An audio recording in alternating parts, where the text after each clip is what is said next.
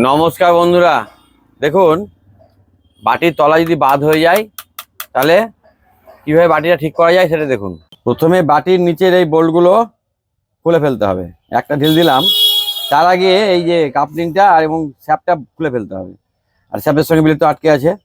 এবার এই বোল্টগুলো কীভাবে খুলছি দেখুন। স্ক্রুড্রাইভার ঘোরালে কিন্তু খুলে যাবে।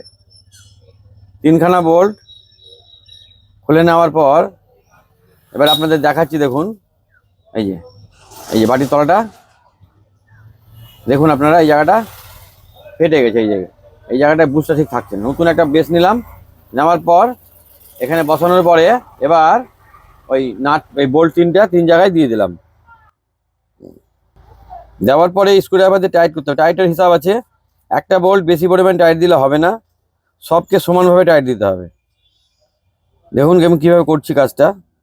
বড় বাটি যদি এরকম সিস্টেম থাকে, বড় বাটি হোক মাঝারি বাটি হোক, যে কোনো বাটিতে যদি এরকম সিস্টেমের নাট বোল্ট সিস্টেম থাকে তাহলে আপনারা এইভাবেই করে নিতে পারবেন।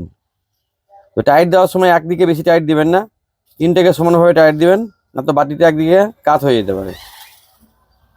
টাইট দিয়ে নেওয়ার পর এবার না টাইট হবে না তখন ছেড়ে দিতে হবে।